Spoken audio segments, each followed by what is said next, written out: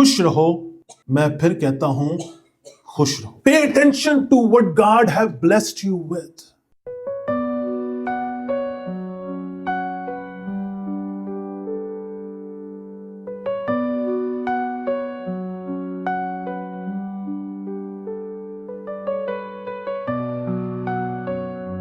Amen, amen.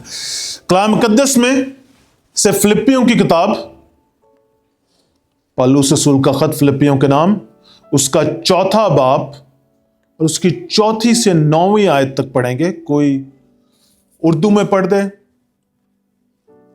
उसके बाद कोई भी इंग्लिश में पढ़ दे. Philippians chapter 4 verse 4 to 9. खुदावन में हर वक्त खुश रहो, फिर कहता हूं कि खुश रहो. तुम्हारी नरम मिजाजी सब आदमियों पर जाहिर हो. खुदावन करीब है, किसी बात की फिक्र ना करो, बल्कि हर एक बात में तुम्हारी दरख्वास्तें दुआ और मिन्नत के वसीला से शुक्रगुजारी के साथ खुदा के सामने पेश की जाए. तो खुदा का इत्मीनान जो समझ से बिल्कुल बाहर है तुम्हारे दिलों और ख्यालों को मसीह यस्सु में महफूज रखेगा. भाइयों, जितनी बातें सच हैं और जितनी बातें शराफत की हैं और जितनी बातें वाजिब हैं और जितनी बातें पाक हैं और जितनी बातें पसंदीदा हैं और जितनी बातें दिलकश हैं, गर्ज जो नेकी और तारीफ की बातें हैं, उन पर गौर किया करो. जो बातें तुमने मुझसे सीखी और हासिल की और सुनी और मुझ में देखी, उन पर अमल किया करो, तो खुदा जो इत्मीनान का चश्मा है तुम्हारे साथ रहेगा. खुदा उनके पाक कलाम का पढ़ा, सुना और समझा जाना हमारे लिए बायस बरकत हो. आमीन, आमीन. कोई बच्चा अगर इंग्लिश में पढ़ना चाहे, Philippians chapter 4 verse 4 to 9. English में Philippians chapter 4 verse 4 to 9. If any kid would like to read in English, Philippians chapter 4 verse 4 to 9. Bill, would you like to read that? Philippians chapter 4 verse 4 to 9.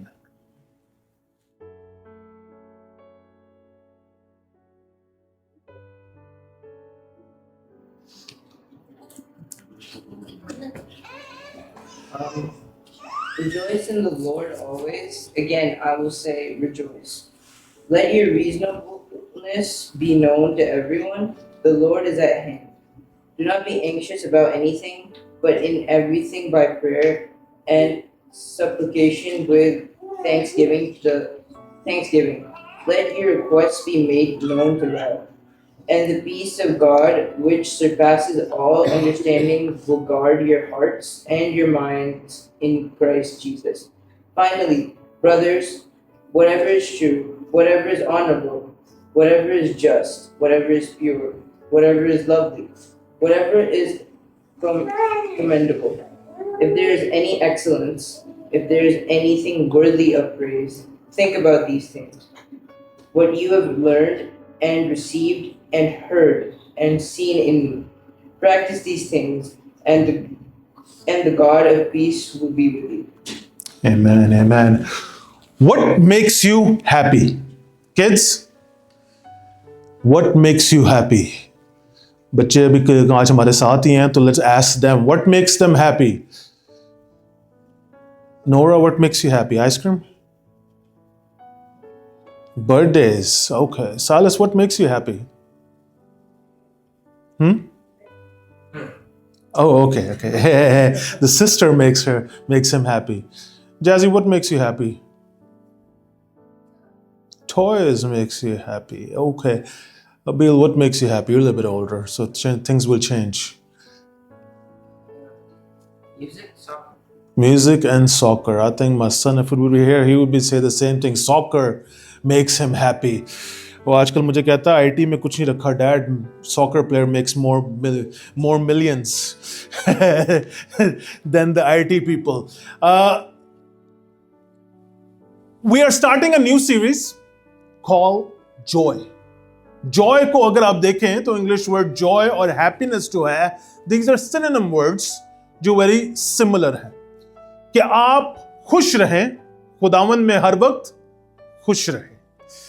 और मैं पढ़ा था एक आदमी के बारे में, तो कहता है कि एक आदमी की शादी हुई एक औरत से जो बड़ी एंशियस थी, जिसको हर वक्त फिक्र रहती थी। उसने रोज रात को उससे कहना कि जाके दरवाजे चेक कर कि कोई दरवाजा खुला तो नहीं रह गया, क्योंकि अगर खुला रह गया तो क्या होगा, चोर आ जाएगा। रात को हल्की सी भी आवाज आनी, बाहर से हवा चलने की आवाज आनी, तो उसने अपने आदमी को उठा देना, कहीं चोर तो नहीं आ गया, जाओ जरा नीचे जाके सारी जगह चेक करके आओ। हर रोज हर रात का यही सिलसिला था।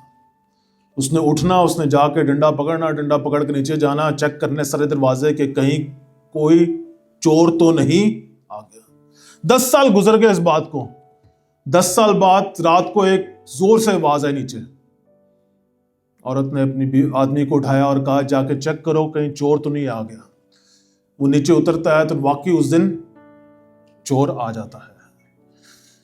तो आदमी जो है चोर से कहता है, भाई आज मेरी बीवी से जरूर मिलके जाना, पिछले 10 साल से वो आपके बारे में मुझे रोज रात को उठाती है, मुझे आज आप जरूर मेरी बीवी से मिलके जाना। एंशियसनेस, किसी चीज के बारे में बार बार फिक्र करना, परवाह करना, इसी तरह है कि वो रोज आपकी रात की नींद जो है वो खराब कर देती है, वो आपको परेशान कर देती है।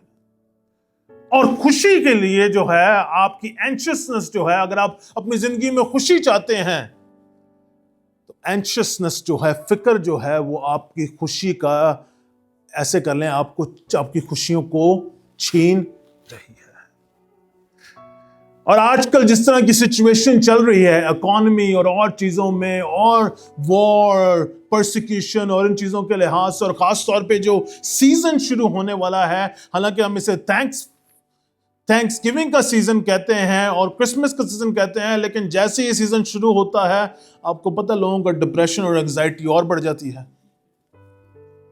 गिफ्ट्स के बारे में लोग सोचना शुरू कर देते हैं, पैसे कम पड़ना शुरू हो जाते हैं क्योंकि खर्चे और बढ़ना शुरू हो जाते हैं। आदमियों का दिल वैसे ही परेशान हो जाता है क्योंकि विश लिस्ट जो है हर जगह से आना शुरू हो जाती है। वाइफ को ये चाहिए, बच्चों को ये चाहिए, किसी ना किसी को, हर किसी को कुछ ना कुछ चाहिए। फिक्रें जो हैं वो बढ़ती जाती है। But in all these situations कलाम मुकद्दस हमें क्या कहता है?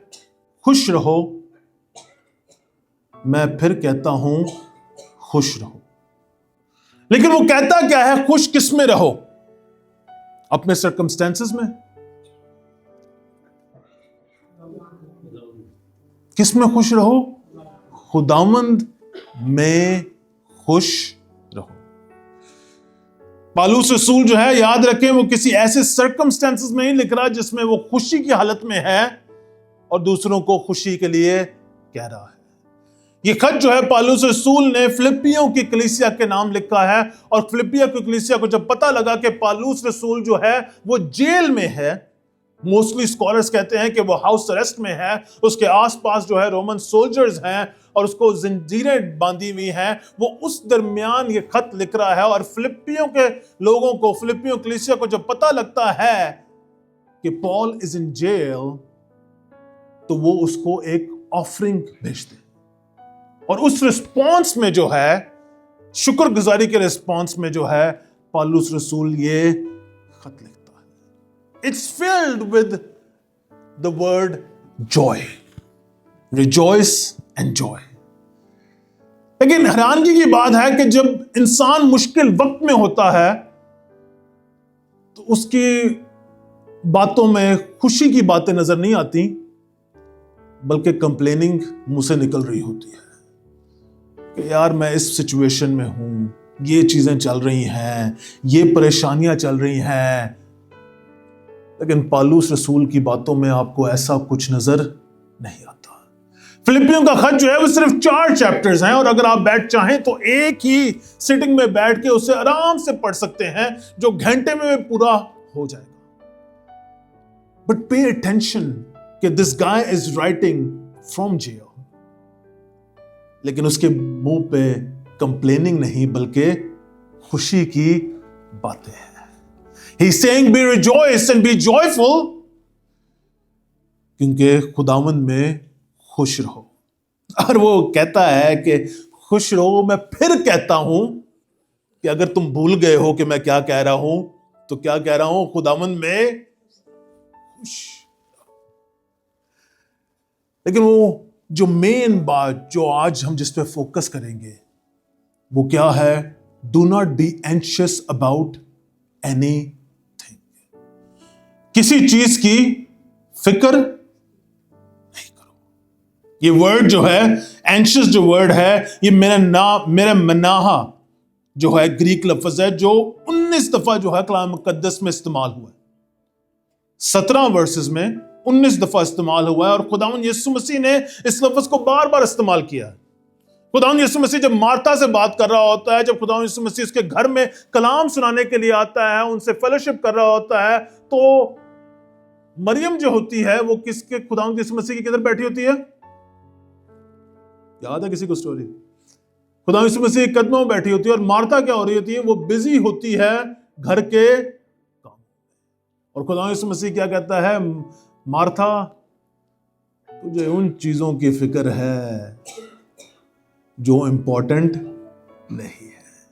इंपॉर्टेंट क्या है? कि वो मरियम मगदलीनी ने चुना है कि मेरे कदमों में बैठ के वो कलाम को सुन रही है।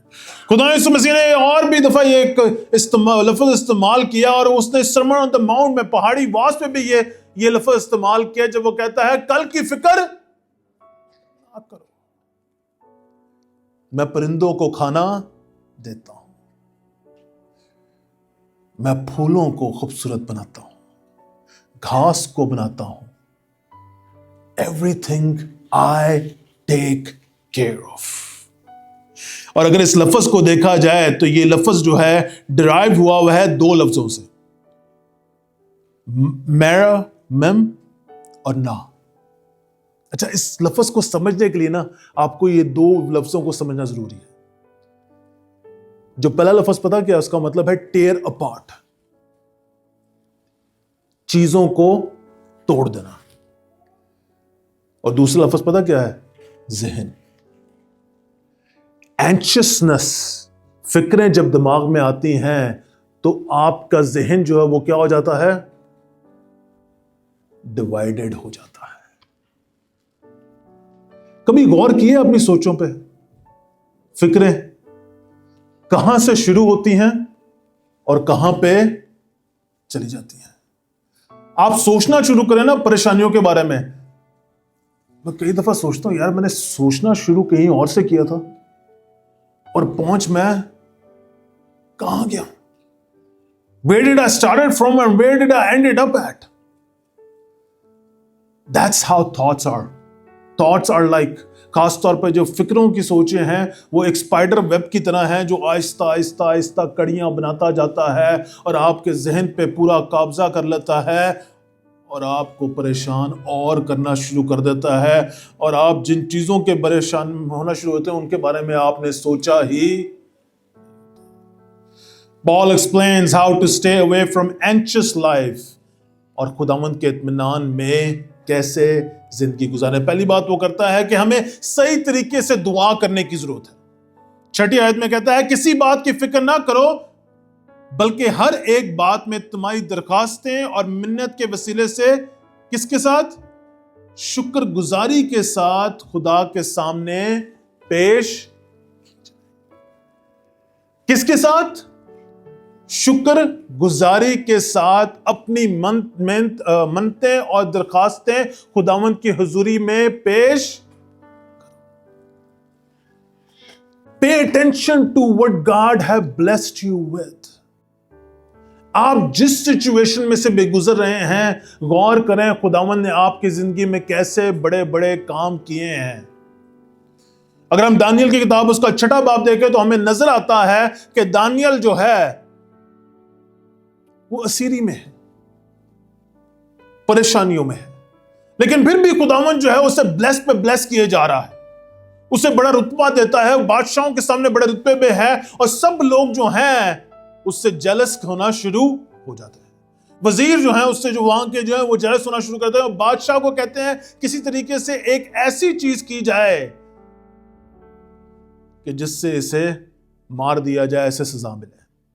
वो बादशाह के पास जाते हैं, कहते हैं कि तू 30 दिन तक के लिए ऐलान कर दे कि 30 दिन के अलावा 30 दिन तक के लिए तेरे अलावा किसी और मबूद के सामने दुआ ना की जाए, और जो किसी और के सामने दुआ करेगा उसे शेर की गारों में डाल दिया जाए ताकि शेर उसे खा ले। दानियल को जैसे ही पता लगता है, दानियल क्या करता है, दानियल उस सारी बातों को सुनता है, वो फिर भी अपने घर जाता है और खिड़की खोलता है और दुआ करता है। वो वजीर जो हैं वो जाते हैं बादशाह के पास, कहते हैं तूने ऐलान किया था कि कोई भी तेरे अलावा किसी और के सामने दुआ नहीं करेगा, और दानियल तेरे हुक्म की खिलाफ वर्जी कर रहा है। बादशाह जो है बड़ा उदास होता है और दानियल को जो है शेर की गारों में डाल देता है। सारी रात बादशाह परेशान रहता है, दानियल के बारे में कुछ नहीं बताया कि दानियल किस सिचुएशन में बैठा हुआ है। हम मूवीज में देखते हैं कि दानियल दुआ कर रहा है, मूवीज में देखते हैं कि दानियल ये कर रहा है, लेकिन कलाम मुकद्दस क्या बयान करता है कि बादशाह जो है सारी रात परेशान रहा है कि दानियल की क्या सिचुएशन है। जब दानियल को जाके हल्के से आवाज देता है परेशानी में कि कहीं दानियल खत्म तो नहीं हो गया, तो दानियल आके से जवाब देता है कि मैं तो जिंदा हूं, मेरे खुदावंद खुदा ने शेरों का मुंह बंद कर दिया। That's the power of prayer in any circumstance, in any difficult situation. खुदावंद शेरों के मुंह को बंद कर देता है। आप अपनी दरखास्तें उसके सामने रखें अजीजों, खुदावंद चेंजेस द सिचुएशन, लेकिन किसके साथ? शुक्र गुजारी के साथ, with thanksgiving. Come in front of God with thanksgiving. अगर आप दुआएं रब्बानी की देखें तो आपको क्या नजर आता है? शुरू में नजर आता है, ऐ हमारे बाप तू जो आसमान पर है, तेरा नाम पाक माना जाए, तेरी बादशाहत। It's with adoration, it's with thanksgiving कि खुदावंद तू आसमान पर है, you are in control of everything, you have everything under control. आप में से कितने लोग हैं जिनके दिन का आगाज शुक्रगुजारी के साथ होता है? कई लोग जर्नल्स लिखते हैं अपने। किसी ने लिखा कभी जर्नल? नहीं लिखा? आज से मैं आपको कुछ इंस्ट्रक्शन दूंगा कि आज से आपने कुछ, खुदावंद ने आपकी जिंदगी में जितने भी बड़े बड़े काम किए हैं एक जर्नल में लिखना शुरू करा, और जब भी खुदावंद की हजूरी में आए उन दुआओं को याद रखें। खुदावंद ने कैसे आपकी दुआएं पूरी की हैं, वो आपके ईमान को मजबूत करती हैं। With thanksgiving, come in front of God with thanksgiving. अपनी दुआएं जो हैं वो खुदावंद की हुजूरी में सही तरीके से दुआ करें, अपनी मनतें अपनी दरखास्तें खुदावंद की हुजूरी में रख दें शुक्रगुजारी के साथ। तो खुदा का इत्मीनान जो समझ से दिल बिल्कुल बाहर है वो आपके क्या करेगा? दिल को महफूज रखेगा। It will guard your heart. वो आपके दिल को महफूज रखेगा। दूसरी बात जो है, पौलुस रसूल कहता है कि आपको सही तरीके से सोचने की जरूरत है। मेडिटेट, आपको सही तरीके से सोचने की जरूरत है। 8वीं आयत क्या कहती है? अर्ज है भाइयों, जितनी बातें सच हैं, जितनी बातें शराफत की हैं, जितनी बातें वाजिब हैं, और जितनी बातें पाक हैं, और जितनी बातें पसंदीदा हैं, और जितनी बातें दिलकश हैं, जो नेकी और तारीफ की बातें हैं उन पर गौर किया करो। किन बातों पर गौर किया करो? फिक्रों के ऊपर। कहीं कहा है फिक्र के ऊपर गौर किया करो, कहीं कहा है किन बात फ्यूचर के ऊपर गौर किया करो? नहीं कहा ना। कहीं कहा है पैसे के ऊपर गौर किया करो। कोई ऐसी बात की है उसने? किन बातों पर गौर किया करो? जो सच है, जो शराफत की बातें हैं, जो वाजिब बातें हैं, और जितनी बातें पसंदीदा हैं और जितनी बातें दिलकश हैं। अच्छा, आजकल जब भी आप सोशल मीडिया खोलो ना, जैसे ही आप किसी गलत न्यूज पर क्लिक करोगे ना, उसके बाद क्या करते हैं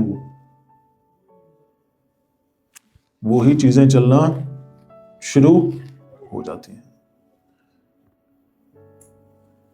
आप किसी चीज से परेशान हो रहे हैं ना, आप उसको क्लिक करेंगे ना, उसके थोड़ी देर बाद सोशल मीडिया कर रहा है, उनका एल्गोरिथम ऐसा है कि वही चीजें आपको बार बार दिखाना शुरू कर देंगे। I get depress like that. एक के बाद वो होता क्या है कि वो आपका जो इंटरनेट एक्सप्लोरर है या वो कोई चीज, वो भी उसी हिसाब से प्रोग्राम हो जाती है, आपको और डिप्रेशन की तरफ लेके जाने की कोशिश करती है, एंशियसनेस, फिक्रों की तरफ लेके जाने की कोशिश कर रही होती है। और यहां तक के अगर आप गौर करें, यॉर्निंग कभी देखा कभी किसी ने? यॉर्निंग किसी भी ऑफिस मीटिंग में बैठे हो ना, एक अगर यॉर्निंग करें और सारे आहिस्ता आहिस्ता यॉर्निंग करना शुरू कर दें, बासियां लेना शुरू कर दें। कंप्लेनिंग पता कैसे है? फिक्रे कैसे हैं? एक बंदा करता है ना, सारे आहिस्ता आहिस्ता आहिस्ता आहिस्ता वो ही कंप्लेनिंग करना शुरू कर देते हैं। पालूस रसूल कहता है कि कौन सी बातों पर गौर करो? जो बातें सच हैं, और एक ऐसा सच है जो ला तब्दील है, और वो सच क्या है? खुदा का कलाम है। आप कलाम पर गौर करें, कलाम पर ध्यान दें कि कलाम क्या कहता है। यशवा की किताब, उसका पहला बाब, उसकी 8वीं आयत को भी पढ़ दे मेरे लिए। Joshua chapter 1 verse 8। कईयों को तो ये याद भी होगी मेरे ख्याल से।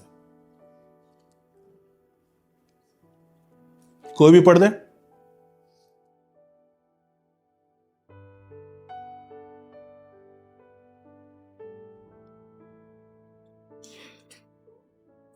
शरीयत की ये किताब तेरे मुंह से ना हटे, बल्कि तुझे दिन और रात इसी का ध्यान दे, ताकि जो कुछ इसमें लिखा है उस पर तू एहतियात करके अमल कर सके, क्योंकि तब ही तुझे इकबालमंदी की राह नसीब होगी और तू खूब कामयाब होगा।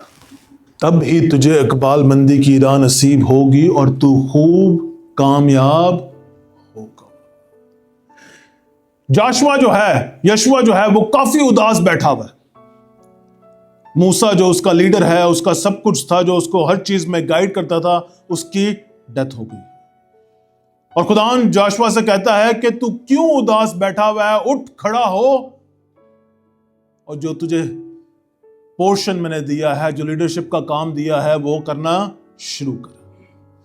लेकिन उन्हीं फर्स्ट इंस्ट्रक्शन में, पहले चैप्टर की इंस्ट्रक्शंस हैं, उसमें 8वीं आयत जो आती है वो क्या आती है? शरीयत की ये किताब तेरे मुंह से ना हटे, बल्कि तुझे दिन और रात इसका ध्यान हो, ताकि जो कुछ उसमें लिखा है उस पर तू एहतियात करके अमल कर सके। ध्यान किस पर कर?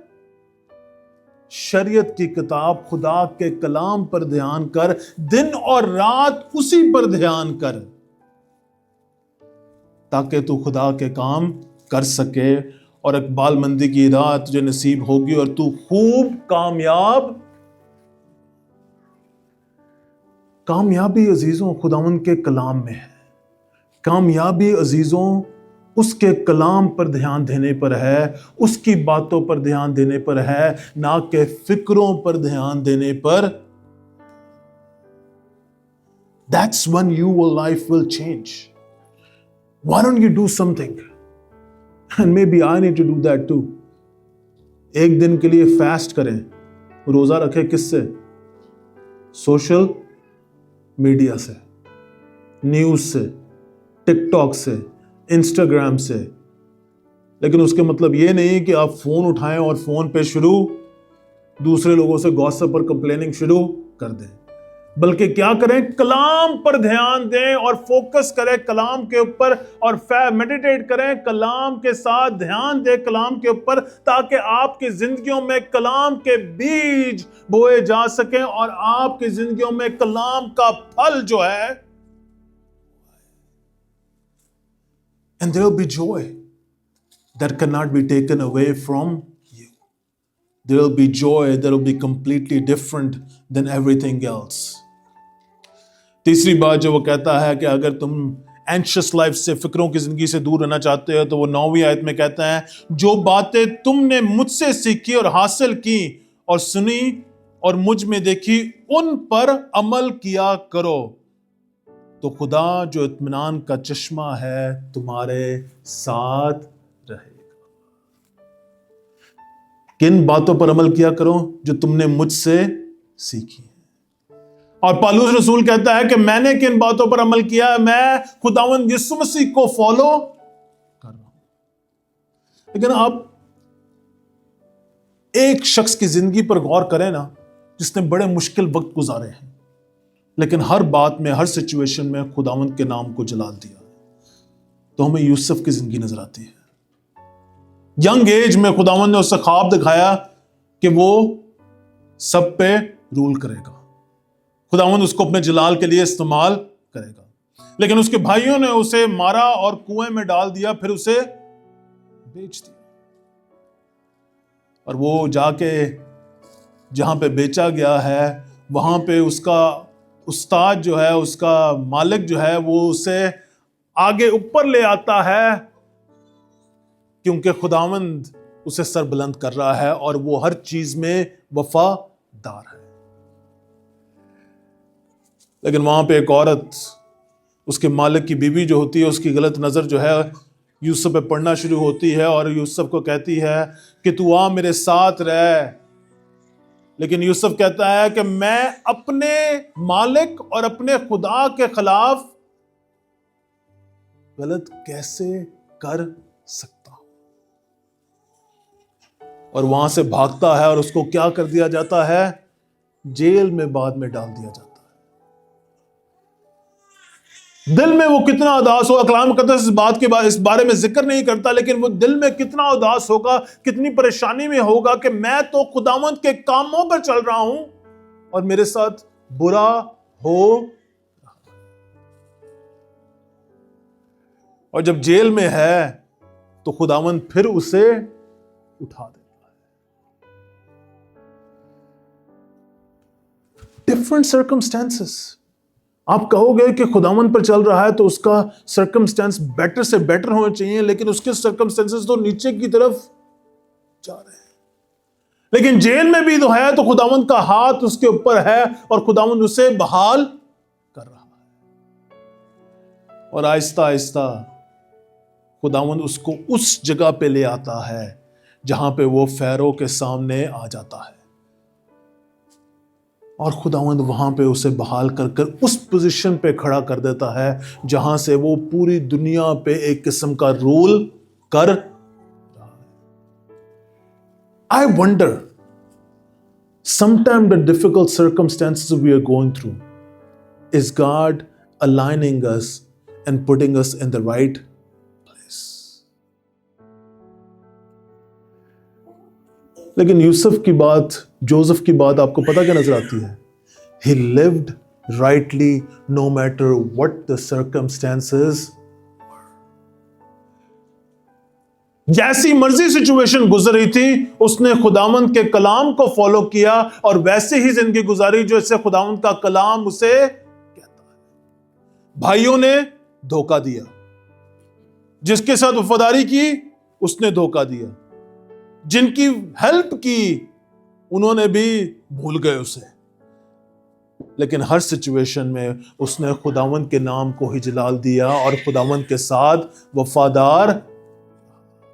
अजीजों, अगर आप फिक्रों से दूर रहना चाहते हैं, अगर आप परेशानियों से दूर रहना चाहते हैं, अगर आप अपनी सोचों में एंशियसनेस निकाल के हर बात में खुश रहना चाहते हैं, तो पहली बात आपको सही तरीके से दुआ करने की ज़रूरत है। वो क्या है? शुक्रगुजारी के साथ दुआ करें और अपनी दरख्वास्तें, अपनी मन्नतें खुदावंद की हुजूरी में रखते हैं। और दूसरी बात आपको क्या ज़रूरत है करने की कि खुदावंद के कलाम पर ध्यान दें, खुदावंद के कलाम पर फोकस करें कि वो आपके बारे में क्या कहता है। और तीसरी बात क्या है कि सही तरीके से खुदावंद के कलाम के मुताबिक जिंदगी, then you be able to live a joyful life। क्या परेशानियां नहीं आएंगी? फिर भी आएंगी। पालूस रसूल कहां से खत लिख रहा है? जेल में से खत लिख रहा है और खुश है। फिर भी खुदावंद के काम किए जा रहा है। रोमन सोल्जर्स जो हैं वो तब्दील हो जाते हैं क्योंकि वो उनको कलाम सुनाना शुरू कर देता है। Be faithful in all circumstances. Do not be anxious about anything, but live a prayerful life. Amen. एक शख्स जो है वो हर बात में परेशान रहता था, हर बात में उसकी नेगेटिविटी होती थी, कंप्लेनिंग होती थी, एंशियस रहता था हर बात में। ये हो जाएगा, ये हो जाएगा, इस तरह हो जाएगा। उसको हार्ट अटैक हो गया। हार्ट अटैक जब हुआ, डॉक्टर के पास गया तो डॉक्टर ने उसे कहा कि अगर तू अपनी जिंदगी, अपनी सोचों को चेंज नहीं करेगा तो तेरी आगे की जिंदगी सही नहीं है, तुझे और परेशानी हो सकती है और तकलीफ हो सकती है। तो वो आदमी जो है एक लेटर लिखता है और लेटर के ऊपर लिखता है रेजिग्नेशन लेटर। कहता खुदावंद खुदा, आज से मैं अपनी सारी फिक्रों से, सारी रिस्पॉन्सिबिलिटी से रिजाइन करता हूं और अपनी सारी कंप्लेनिंग जो है वो मैं तेरी हुजूरी में रखता हूं। आज से ये सब चीजें तेरे हवाले। मेरे बच्चे की निजात तेरी रिस्पॉन्सिबिलिटी, मेरे घर का खर्चा तेरी रिस्पॉन्सिबिलिटी। इसका मतलब ये नहीं कि लेजीनेस, कि घर से निकलना ही नहीं, बाहर कोई काम नहीं करना, मैं आज से तेरी रिस्पॉन्सिबिलिटी दे रहा हूं। वो परिंदों को रोज देता है लेकिन आसमान से खाना गिरना नहीं शुरू होता, परिंदों को फिर भी बाहर जाना पड़ता है काम करने के लिए। जस्ट टू से दैट, इससे पहले कि लेडीज मुझे कहें आपने क्या पैगाम दिया है कि अब हमारा आदमी काम पे जाना बंद कर गया है। God provides, but you have to step forward, but at the same time you trust him that he will provide। वो मुहैया करेगा, वो फिक्रों को दूर करेगा, वो परेशानियों को दूर करेगा। Will you trust him? Will you trust him that he will provide? ताकि आप उन बातों की फिक्र ना करें जिसको उसने कहा है कि मैं मुहैया करूंगा। He does take care of everything। अपनी जिंदगियों पर थोड़ी देर के लिए गौर करें और देखें और सोचें उसने कहां कहां पे आपका हाथ पकड़ा है और आपको कैसी कैसी परेशानियों से बाहर निकाल कर लेकर आया है। अपनी जिंदगियों पर देखें और देखें कि कहां से उसने, किधर से आपको कहां लेकर आया है और जहां पे कुछ भी नहीं था वहां पे मुहैया। मैं एक स्टोरी सुनाता हूं आपको। एक वक्त मेरे हालात काफी खराब थे, मेरी जेब में सिर्फ $10 थे। हम लोग मेंस ग्रुप में बैठे हुए दुआ कर रहे हैं और दुआ करते हुए आदमी बयान करता है कि उसकी जॉब आज चली गई है और उसके पास कल की ग्रोसरी के भी पैसे नहीं है। We're listening, हर कोई कह रहा है हम इसके लिए दुआ करेंगे। खुदा मेरे दिल में डालता है कि अभी अपने $10 निकाल और इसको दे दे। खुदावंद हफ्ते के लिए सिर्फ $10 ही है, यही दे दूं। जिस कश्मकश में मैं हूं और अभी मैं सोच रहा हूं कि मैं क्या करूं, दोबारा आवाज आती है, नहीं यही $10। का खुदावंद इसमें चेंज भी नहीं, मेरे पास पूरे का पूरा एक ही नोट है। और आवाज फिर आती है खुदावंद कि ये $10 दे दे इसे। मैंने जेब से $10 निकाले, मैं कहा ये मेरी तरफ से ताकि तू आगे की ग्रोसरी कर सके, सॉरी मेरे पास इतने ही हैं। मैंने $10 दिए तो जितने लोग लड़के ग्रुप में बैठे हुए थे उन्होंने और सबने पैसे निकाल के उसको देना शुरू किया और उसके पास $150-200 के करीब पैसे हो गए कि वो कुछ हफ्ते के लिए, उस आज से ये 25 साल पहले की बात है, तो $150-200 में काफी कुछ things could have been handle. तो वो रो पड़ा, उसने कहा कि थैंक यू ब्रदर्स, ये खुदावंद का बड़ा फजल है क्योंकि इस वसीले से आज मैं जो हूं अपने घर का खर्चा कुछ देर के लिए चला सकूंगा। लेकिन ये कह के मैं तो परेशान हो गया, पूरे हफ्ते मैं कैसे गुजारा करूंगा, ये मेरे जो $10 थे वो भी जेब से चले गए। इसकी तो ग्रोसरी पूरी हो जाएगी, मेरे पास अगले कुछ हफ्तों के लिए खाने के कुछ पैसे नहीं। लेकिन ये बात कि मैंने उसको $10 दिए किसी और को पता लगी और अगले दिन किसी और बंदे ने मेरे हाथ में आके $50 रखे कि ये रहे तेरे, मुझे खुदावंद ने दिल में डाला कि तुझे $50 मुहैया करने वाला खुदावंद है। वो कहां मुहैया करता है हमें पता भी नहीं होता, वो किस तरह देता है हमें कोई पता नहीं। He will provide. He always does provide. खड़े होंगे खुदावंद की हुजूरी में।